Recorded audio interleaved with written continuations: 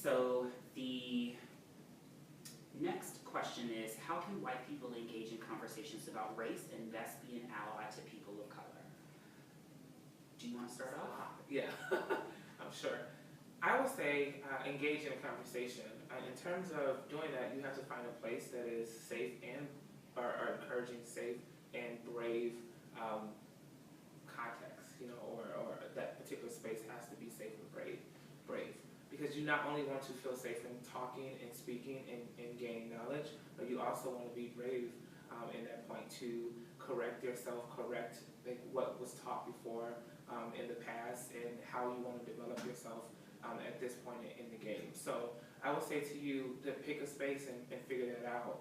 We have different organizations and offices on campus that allow people to feel safe and to empower them to be brave. And so I would say first start there, because engaging in conversations about these very difficult or can be difficult topics without being open and having someone else be open at that point in time can be very, very difficult, and can bring a lot of strain and discomfort, or more discomfort, in talking about those topics. So I would say that would be the first step.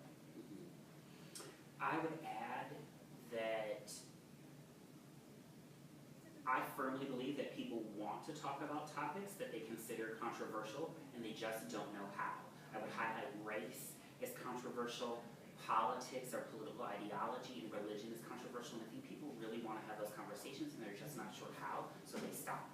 And one of the ways to engage in the conversation is to find yourself in a space, or to ask if you could be invited into a space and listen. So if you're a white person who wants to engage in conversations around race, find spaces in which you can listen if you are nervous about being or participating in the conversation, right? And that listening means taking in what people are saying and not waiting to respond, right? Not waiting to counter or offer a different argument. Are you listening to what the message, so the words that the person is saying, then are you also listening to what I call the message behind the message, right? Like, what is the meaning? What is the feeling attached to it? One of the things that I think doesn't happen quite as often for white folks is spaces in which they can talk about being white or whiteness with other white people. So maybe do that with some of your colleagues. Like, what does it mean to have grown up white in the United States, right? And focus there if you are from the United States. That might be very helpful, right? Pay attention to some of the language. We are readily using social media to have these conversations.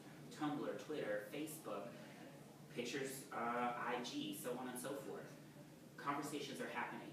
Observe, right? So this is part of the listening thing. You observe how the conversations are happening, so then you get cued into not just the words that are being used, but the multiple ways that people are using them, right? So going back to this black or white or either or thing, there are very, very few absolutes in this world, in my humble opinion, right? Pay attention to some ways that someone is using this language, right? So someone who's using the word racism in this way, or racist in this way, and the way that someone else is using white supremacist in another way. These things are not going to be defined by all people in one way.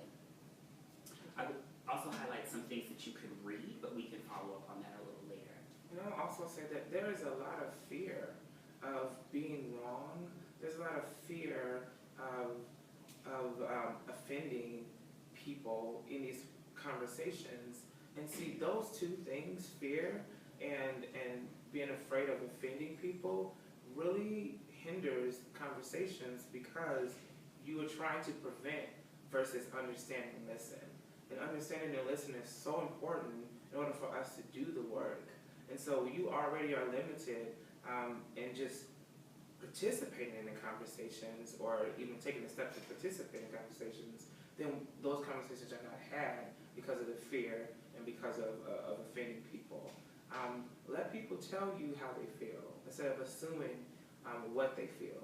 And see, these are all things that we need to address before we have these conversations, because we need to be open when these things are happening. We need to be listening, as Warren said, when these things are happening. We have to be open-minded when these things are happening. And fear and being afraid does not allow those things to happen. because the focus becomes fear and being afraid, not listening and being open-minded. I think that fear and being afraid also links to guilt and shame, which facilitate people shutting down and not participating in the conversation any further, right? Like, oh, I feel guilty about this, and then people then feel anger in response to guilt, and then the anger then becomes redirected, and in many cases directed at people who have been disempowered by struggle and oppression, so on and so forth. So be cognizant about that, and that takes some internal reflection to like, I'm starting to shut down, I'm not willing to listen, or I'm engaging in what is called predatory listening. Think about some of those things and really work to develop a community that in which you can challenge yourself and you feel comfortable in which people challenge you to move out of the space of fear, discomfort, guilt, shame,